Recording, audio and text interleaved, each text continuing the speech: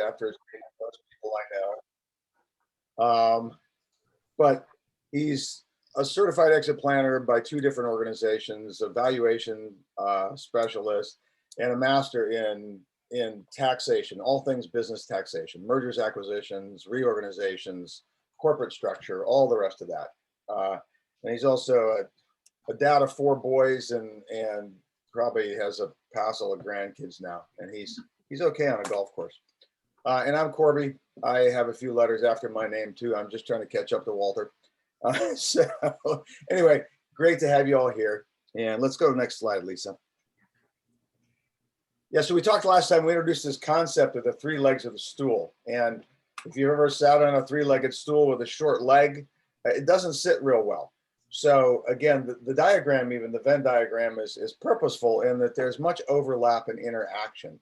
It is not a serial process, but more a holistic process where each bubble influences the other bubble and the success of that bubble. So we're going to talk about kind of the bottom two bubbles there, the pink and the green.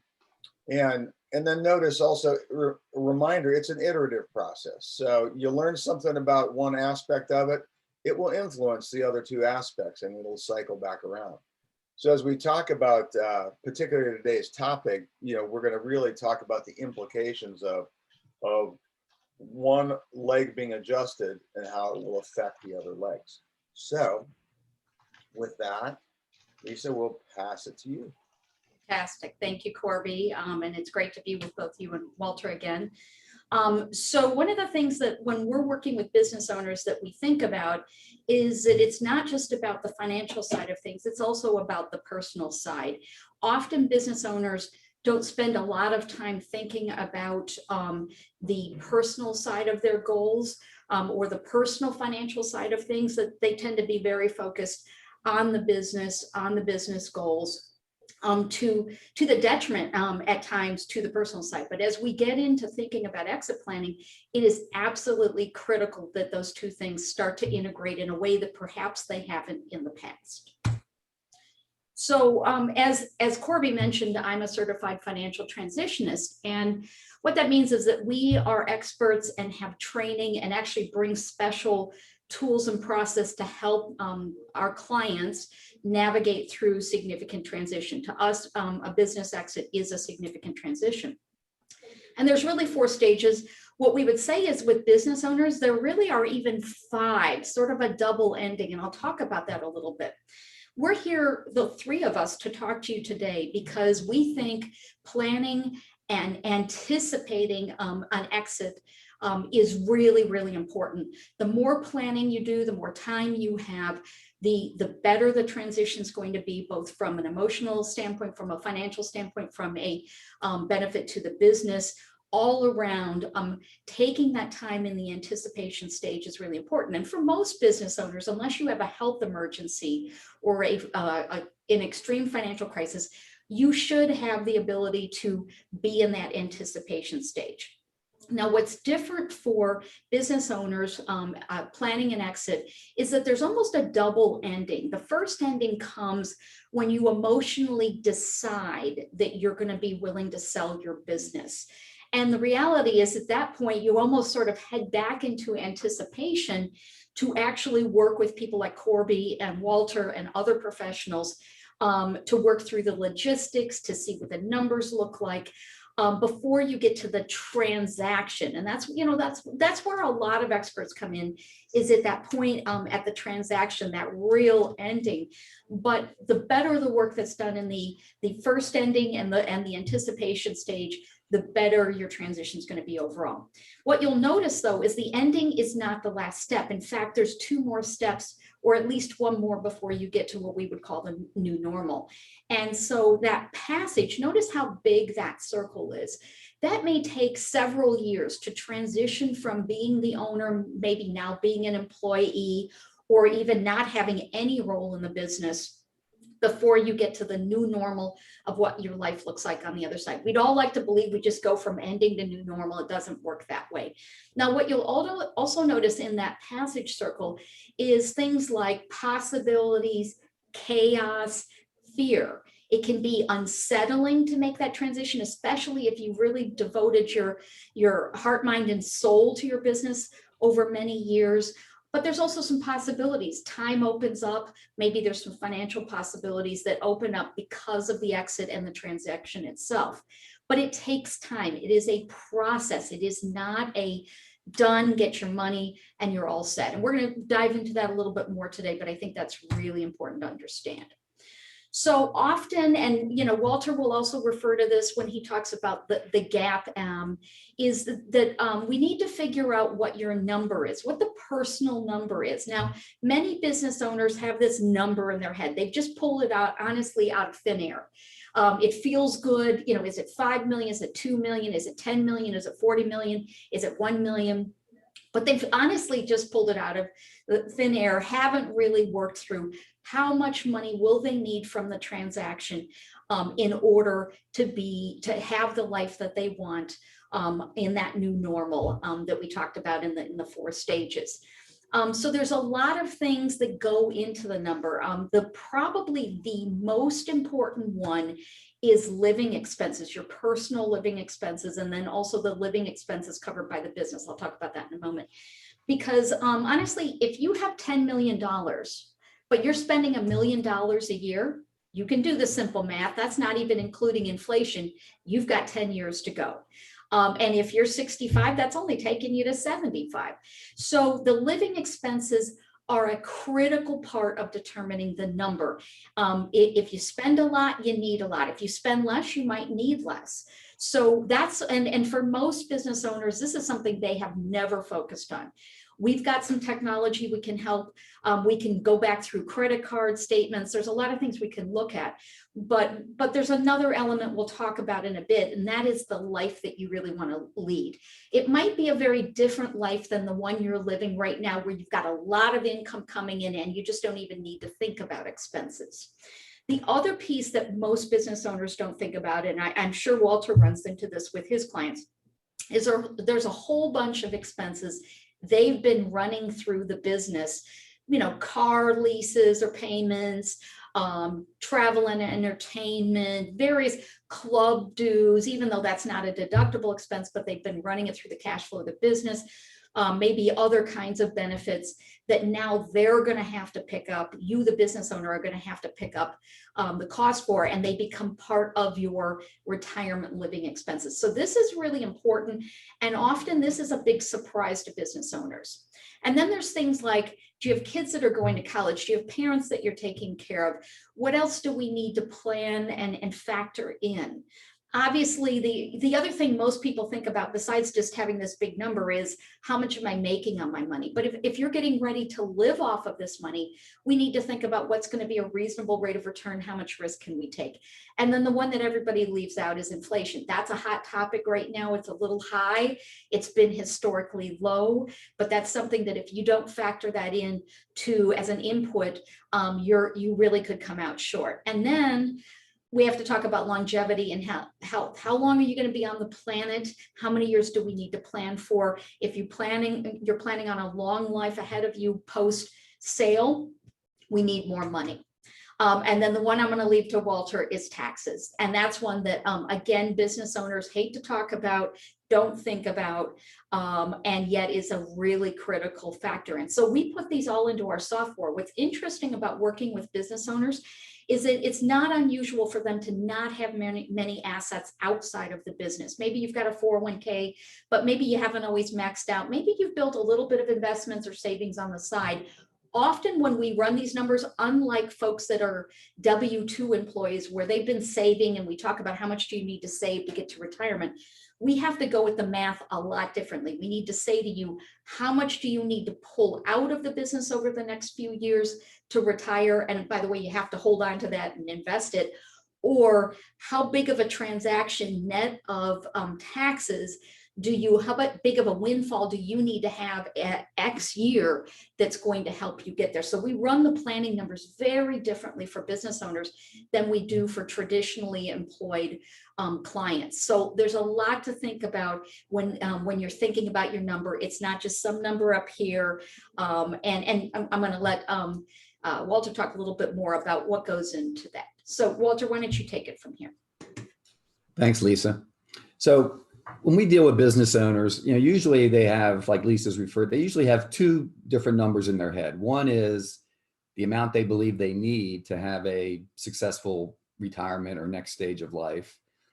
And the other is what they believe their business is worth. And they may, in their mind, they may think, well, I need $5 million and my business is worth $5 million, so I'm all set. The problem with that thinking is that if a business is worth $5 million, that's not the amount that the owner is going to walk away with when he sells the business. He's going to walk away with, like we talked about last time, a net amount. And so let's go back to my example. Let's say the business is worth 5 million. Well, number one, there's going to be taxes on that $5 million. And if careful planning hasn't been done to minimize the tax hit, the owner could very well be looking at losing 30% of that 5 million to taxes. So right off the bat, instead of 5 million, he's now down to 3.5. There's also going to be transaction costs. There's going to be some attorney fees, probably some other professional fees. You also may have to pay bonuses to your key employees as a provision of the sale in order to keep them employed by the new buyer for a period of time. So, that those costs could all add up to another $500,000 or at least a few $100,000. And then, of course, buyers want some protection. So normally what's going to happen is they're not going to agree to pay you the full amount that you believe your business is worth. Instead, they're going to agree to pay you a lesser amount, but they'll tack on what's called earnouts. So the idea is, let's say you believe your business is worth 5 million, and they may agree, but they're, a little nervous that some of the financial projections may not come to fruition, especially after the business transitions out of your hands. So they may agree to pay you $4 million, and they'll pay you the other million over a period of 18 months or 2 years, as long as certain financial goals are met. So you're running the risk that if those financial goals aren't met, that your 5 million is not really going to be 5 million any longer. The other point to consider is that there's almost no deal where you're going to get all cash up front. You're going to probably, like I mentioned, probably have an earnout, and you're almost certainly going to have some type or some portion of your value is going to be paid out in the form of a note. So you're going to receive that over time. So the key thing to keep in mind is that whatever you believe the value of your business, keep in mind that you're going to walk away with the net of that. And the way the deal is structured is going to have an impact on that net. So we talked about this a little bit last time, but let's just kind of quickly go through, some of the different options when it comes to transitioning your business. So the first is a sale to a third party. That's where, a venture capitalist comes in, or maybe it's a competitor or even a customer, or just an entrepreneur looking to buy a business. They come in and buy your business. That's generally going to result in the highest sales price, especially if you have some type of synergistic buyer. It's probably also going to result in the most cash up front. So if your number one priority is you need to get all the money you can get, a sale to a third party is very likely going to be your best route. When you transition to maybe a sale to insiders, now you're looking to sell maybe to your key management group. And chances are they're not going to have a lot of cash, and they may not be all that bankable. So they may not be able to borrow the money right away. So in the insider transactions that we've been involved with, most likely the owner is looking at taking back a sizable note, sometimes 80% of the sales price. And that note is then going to be paid by the insiders based on the profits of the business. So a couple things happen here. One is you're getting a note, so you're going to collect your money over time. It could be, ideally, it'd be like a 5-year note with the idea that after 5 years, the insiders will be bankable and can go borrow the money and then pay you off. But the other thing that's going to happen is, it's just going to take more time to get the money. Also, because it's a sale to insiders, you may end up having to not realize full value for the company. You may have to take a bit of a discount. So that's something to consider when you have a sale to insiders. For the ESOP, like we mentioned last time, that's a very niche transaction. So chances are for, smaller businesses, this is not going to be an option. If it is, it has fantastic tax qualities, and you're also going to get a lot of cash up front. So an ESOP is a great situation, but again, it only works for a very small minority of businesses. And then finally, we work a lot with businesses that transition to family members, and you have the same issues that you have with sales to other insiders, in that chances are you're going to have to discount the price, and there's probably going to be a note involved that's going to be paid out of future earnings of the company.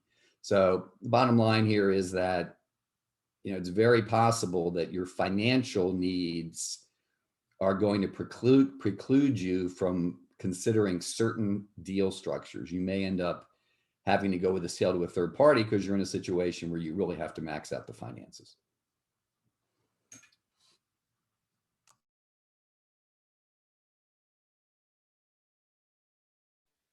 Unmuting really helps. Yeah, it does. Obviously poses that question. What if your need number is bigger than the value? And so that first bullet, common sense, but I think that the key dynamic there is that takes time. It takes time to grow the business, to add that value, to move that number up. But there's multifold effect there. One, recognize that you'll never have the perfect company. So simply starting provides you more options when the time comes to systematize growth and really seek to raise that number. All too often we see business owners, they're focusing on the day to day, rightly so. How am I doing against last year? How am I doing against my budget? But to also look at, well, what's my effect over 5 years, which is my targeted exit? How could I actually grow this 20%, which theoretically would move my number up 20% a year? Also, the fact that Walter mentioned, in any deal structure, a buyer, they're looking at risk. They're looking at the future of the company. And if you can show a potential buyer that I make plans to grow the business and I actually succeed in hitting my plans and I understand my numbers, therefore, the next 5 years, here's the plan that when you buy this thing, here's what's going to happen. It at least ups your starting point for negotiation and lends more credibility, because theoretically you're depressing the risk factor of the buyer. Second bullet, again, yeah, it does make sense, and Lisa's going to get more into this, but just adjusting the personal goals and really thinking thoroughly about what reality is. Because if your lifestyle has been X and the sale will only provide Y, well, there must be a change.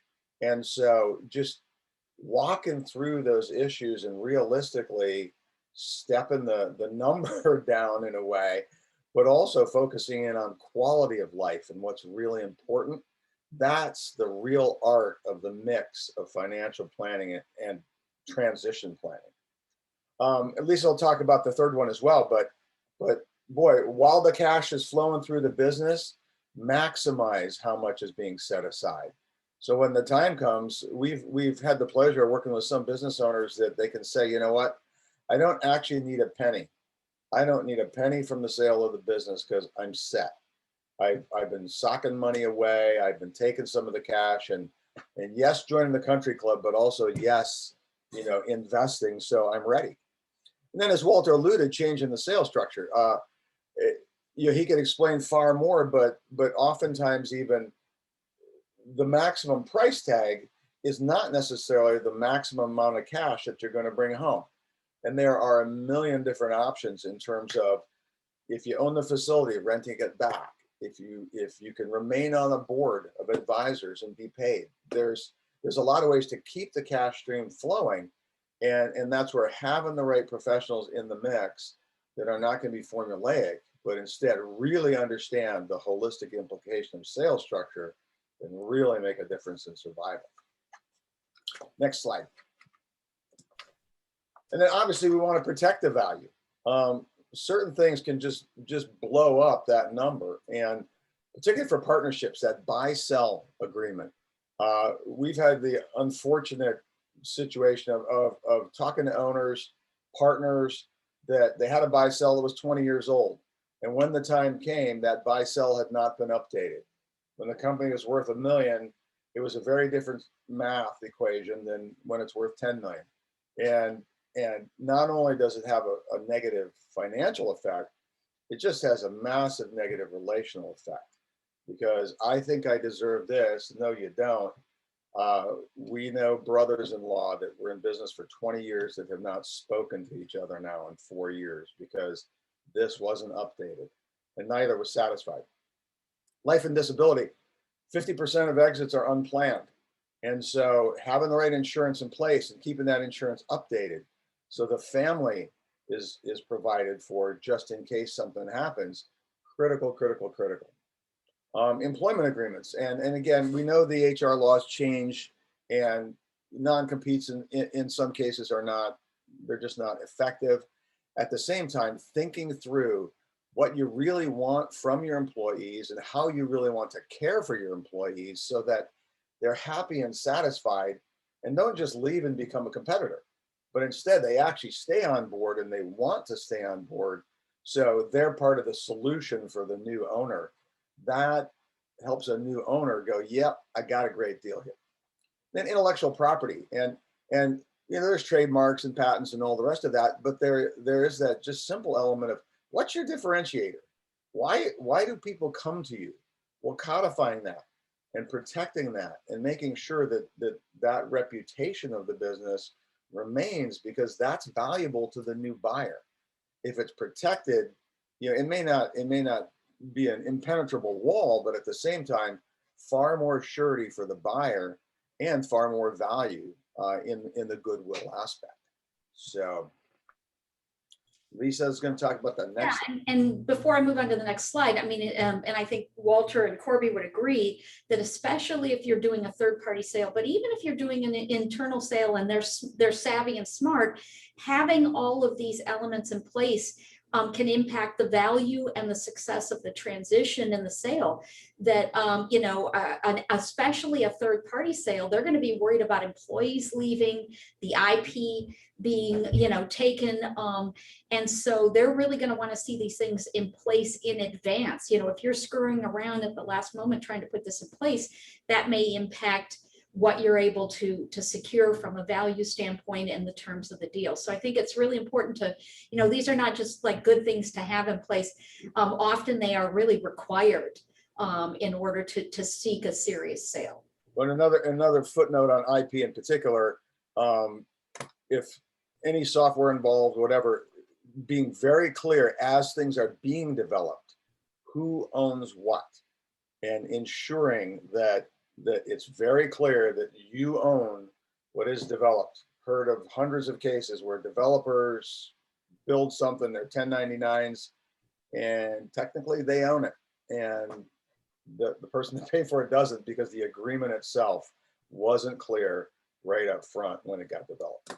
Yeah, and I think, Corby, to something else you mentioned, you know, all of these pieces like the IP, like the building that the business is running itself out of, being crystal clear about who owns it and whether that's part of the deal or not. And as a business owner, it could be an opportunity for you where maybe you don't get as much out of the sale of the actual business, but the real juice is in the building or the IP, but you've got to have that all in place and clean before you start to get into these conversations. Okay, and Walter, anything you have to add on this one before I sort of shift gears? No, I think Corby did a great job. We're all set. All right, great. Okay, so the other piece that we really want to talk about today is that personal side. Again, it's the part that for most business owners gets the least amount of attention.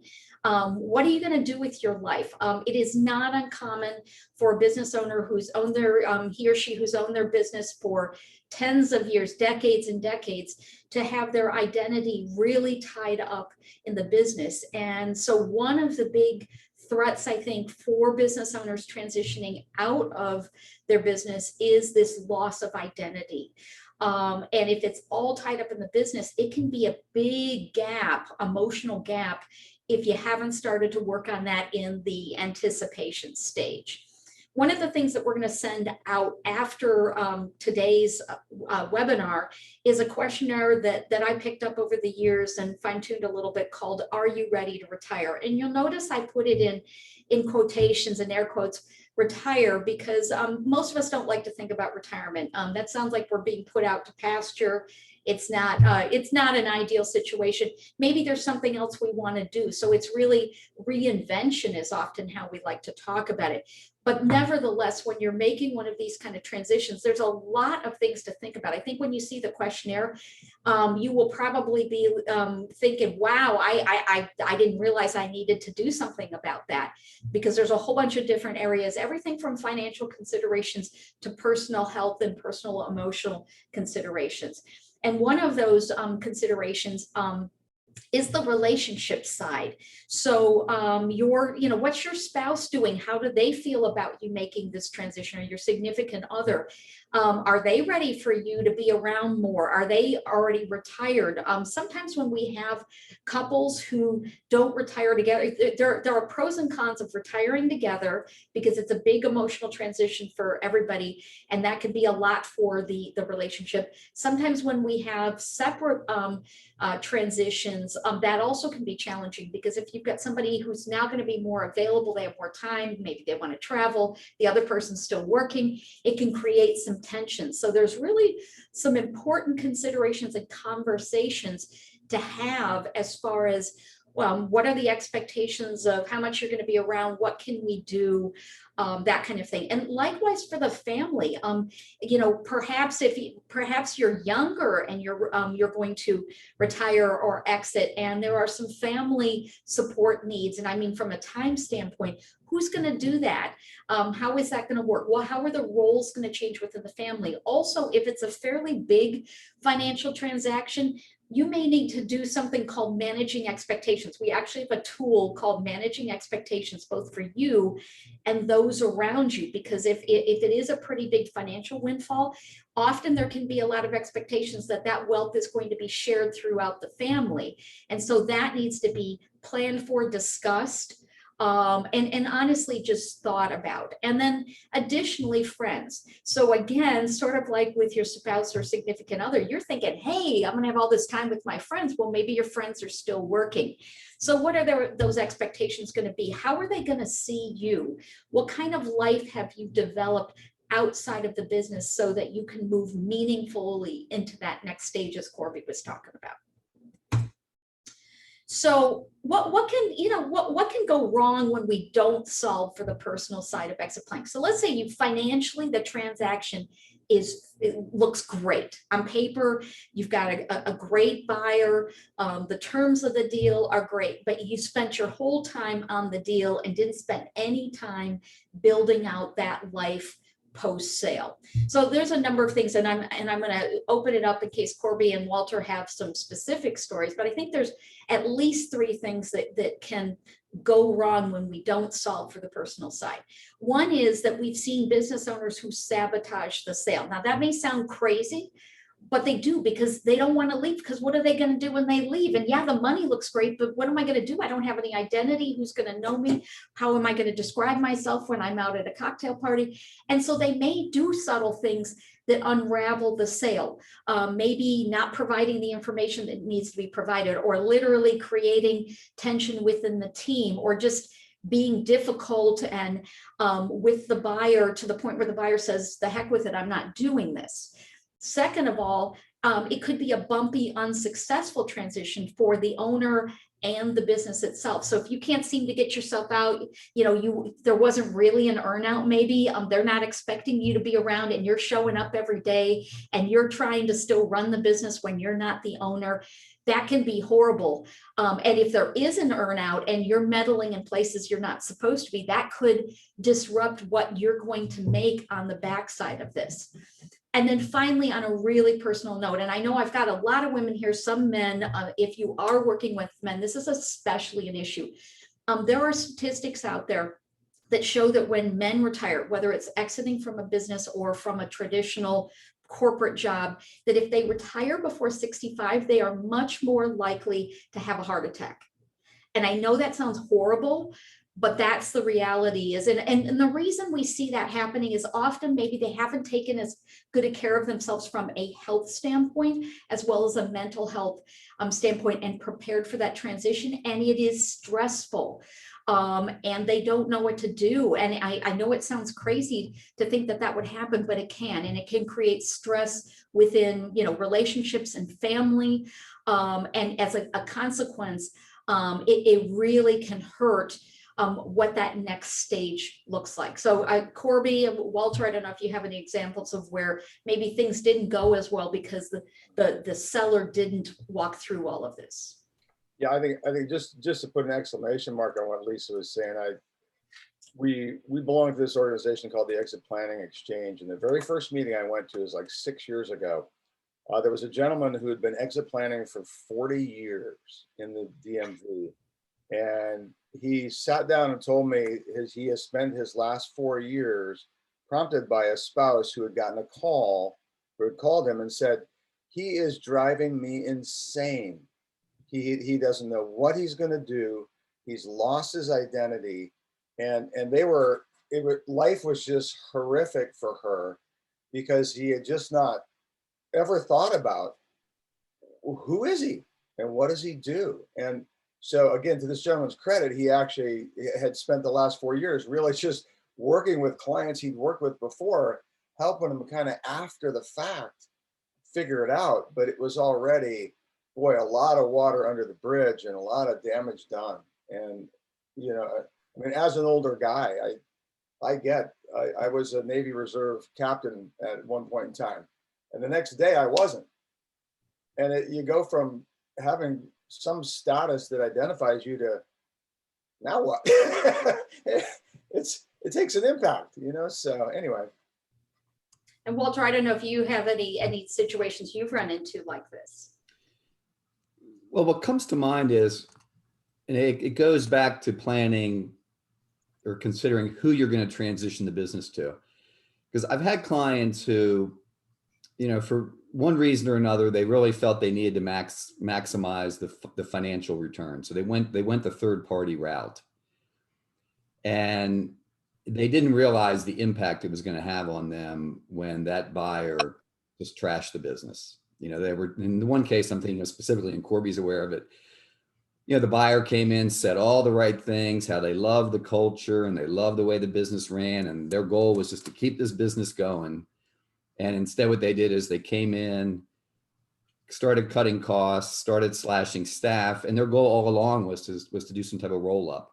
But what they really ended up doing was destroying the company to the point where it wasn't even a valuable business any longer. And it was just emotionally and mentally really, really, really difficult for the sellers.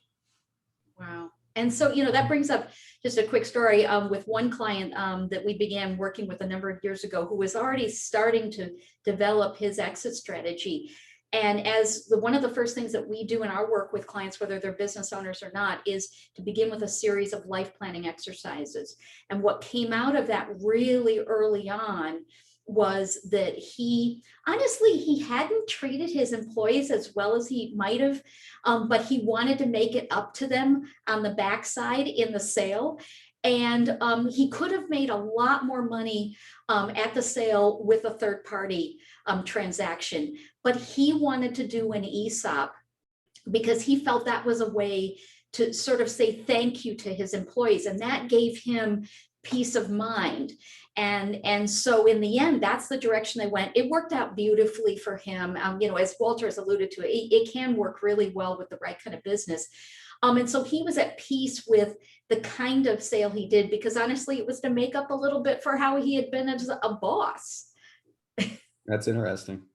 Yeah. And, so it's, the values piece. I know Corby and Walter, I think you guys will talk about, maybe Corby especially will talk about, the values fit is so incredibly important, because if we have a values disconnect, even if the money works, that can be another reason we have a sabotage of a sale, either after or during the transaction. And so aligning all these things, being really clear on what your priorities are how you're going to feel at peace as a business owner when you walk away, is essential. And that's why we start with the life planning.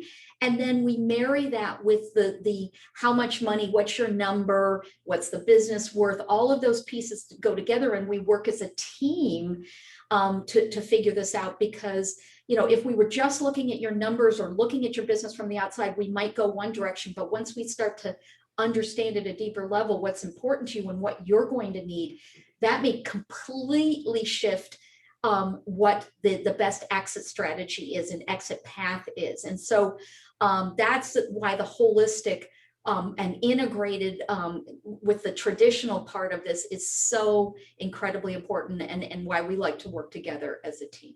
Yeah, and I would add, you know, because of the nature of this industry, numbers tend to drive a lot of things. And I think it can be real easy to ride along with the professionals that are rightly so trying to maximize your value. It's that adage of there's no dumb question. And if there's something in your mind that just goes, you know, this just doesn't sit right. I just don't like the way this is going. You know, that is the time to speak up, and don't be intimidated by the professionals that are in a way saying, well, this is what you should do because this is the way the industry works. It's like, no, it's my baby. It's my baby. And I want to be sure my baby goes into the right hands the way I want it to.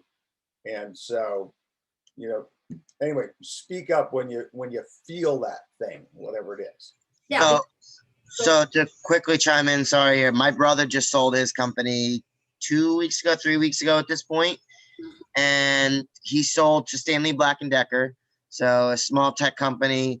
There were 3 employees, and he is now going through this process where this kind of relation and stress issue where the onboarding is quite like a 2-week process, you know, and he's got meetings and everything's booked for him, and his kind of freedom in this kind of startup world is slowly being ripped out from underneath him.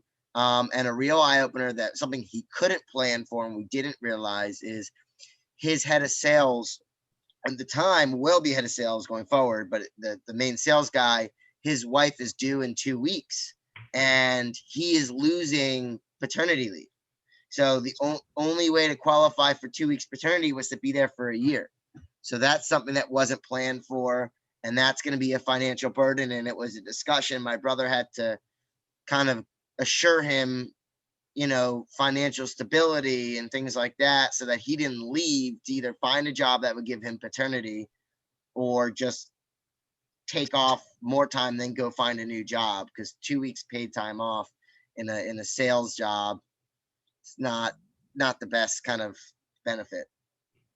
But you know, that the stress that he's going through, and I've explained to him along the way that you're just going to have to let go of the company.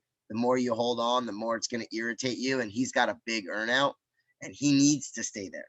And, you know, the earnout's through the end of 2023. So like, if he gets frustrated and has to leave, you know, in a year, that could jeopardize a significant amount of money. You know, I'd say most of it was reversed. It was probably 70% was the earnout and 30% up front. Yep. Thank you for sharing that, Matt. You know, those kind of stories are so important. I think they go to how important the planning is on the front end, the details of the planning, you know, the employment agreements that Corby was talking about, and then this whole transition piece of, you know, being able to think through, what if this happens? What if that happens? What if I have to leave my earnout sooner than I planned? Can my family financially handle that? That's why, just to be clear, planning is a process. It is not a destination where you're done, the transaction's done, and we're good. I mean, there's a lot more to think about moving forward of, what if I have to walk away from some of the money? Can we do that? What would we have to shift? What am I going to do as this money shows up? Because again, for many business owners, they have not built a lot of wealth outside and don't even know, how are we going to structure things? Because now maybe I'm not getting paid as much, or I can't use the business as an ATM like I was before. And so I actually have to figure out how I'm going to be able to access some of the money that I got maybe at that 30%, and then also steward the other 70 so that I have something on the other side of this, right? Because that's the other thing we didn't talk about is if you go and spend all your earnout, what the heck are you going to live on for the rest of your life? And so that is a really important consideration, because a lot of sellers are like, woo, I'm getting these checks and, you know, it's good and it feels the same. And then they get to the end of the earnout and they're like, uh-oh, now what? I got to go back to work. I got to start another business. I got to change my lifestyle. So lots of things to consider. All righty, so just to sort of wrap up here, if you or someone you love or know is actively considering an exit, we're going to send as part of the follow-up the Are You Ready to Retire questionnaire. Would urge them to start to work through it, see where they are. You know, don't worry if, you know, you don't have, you know, strong answers or positive answers on everything. At least you know where you stand. It's a benchmark. And then obviously, as we talked about today, starting to work on the inputs to get your number together, looking at the personal expenses, looking at the business reimbursed expenses or business covered expenses, and starting to understand what that looks like, so that if you're going to have somebody run numbers for you, that you can bring that. That's the most important set of data besides like, and here's the other assets I have. And with that, we can figure out what is your number, what do you need to get out, what do you need to get out over a period of years. We can model all of that. And then considering an estimate of value. We talked about that a little bit last time. We're going to talk about that even more as we move forward, because that's the other half of this, right? What's the business worth right now? What do I need to get? And then figuring out how to bridge what is often a gap between the two. And that's something Walter's going to focus on even more. And Corby's going to add to that as well, because, you know, how do we then build the value? How can we grow the value as we move forward? And then really building that team of professionals. The sooner you get your team together, the more successful you're going to be in making this transition. It's important to have them working together. And to Corby's point, finally, is they need to be on your side. If it becomes clear that they're a little more focused on what they're going to get out of this than what you're going to get out of it, you probably need to switch out some team members. Certainly, I am what's called a fiduciary, which means I have to put your interests first, but not all professionals have that same, approach that they have to take. But as a CFP, I am a fiduciary. I have to put your interests first. Ideally, you want to find people who are acting at least in form as your fiduciary, putting you first before what they're going to get out of it. And then just to remind you, we've got another session in 2 weeks, understanding the value of your business. And so you're going to hear more from Walter and Corby at that side of things. And then what we're going to do is over the next couple of months, we're going to get you some white papers to read and some various articles to consider to really get the creative juices going and give you some time to start to assimilate what we're sharing, maybe work on your numbers, maybe get that estimate of value, to start to make some progress. Because just listening to this and getting educated, especially if you're considering an exit, that's really not good enough. You want to actually start to make some progress. And then when we come back to you later in June, we will have set some dates in September and October to talk about where Walter will especially talk about the exit paths. He previewed that today. We'll talk about personal wealth and estate planning, all those other considerations that are part of that anticipation stage. And then finally, what does a sellable business look like? I mean, that's going to be Corby's area where he's really helping us think about what are all the aspects that make a sellable business, make a valuable business. How can you find out where your shortcomings are, and again, bridge that gap and make some progress to get the value maximized as much as possible. So with that, we can open it up. Anyone who's got any questions or comments on today's content?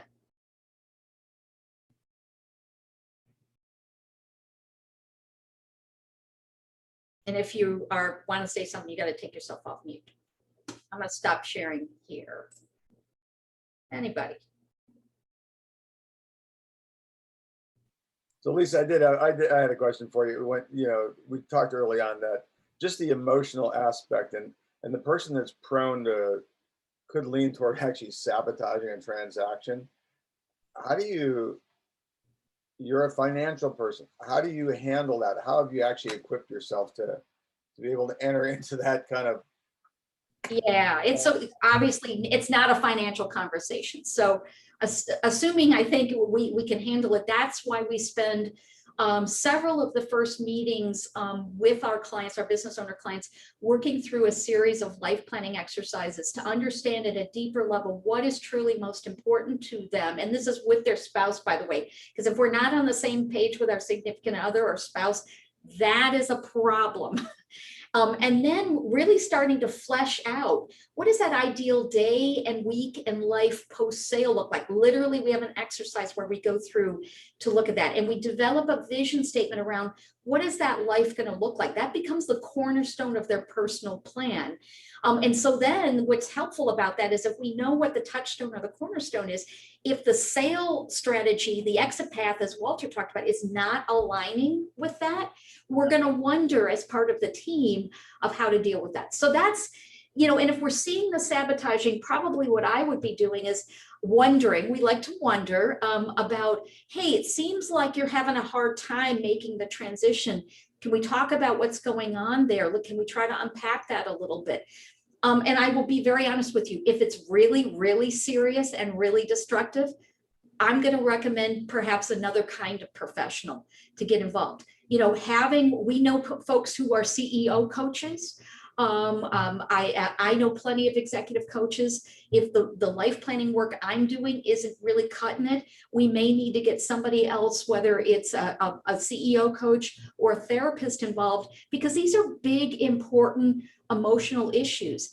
And we want it to be successful. We want it to not be stressful. And sometimes it takes a little bit more work to unpack and to resolve. Any other thoughts? Anything, and could be on the technical side as well, not necessarily just on the personal side, as we've talked a lot about today. All right. Well, thank you. Let me just go ahead and share my screen again. We will send these slides out. Again, you'll have our contact information. If you have any individual questions about what we talked about today, hey, I didn't quite understand that, or can you tell me a little bit more about that? Do not hesitate to reach out to us. You're part of this community. We welcome the opportunity to try to be of service to you. So please let us know. We will look forward to seeing you on the 23rd, again, 9 o'clock. Again, sorry for the technical issues today. Sometimes you have some computer updates and you can't control those things. So thanks for your time and have a great rest of your day. Thanks, Bye-bye. Lisa. Thanks, everybody. Thanks. Thank you. Yeah. Bye, thanks.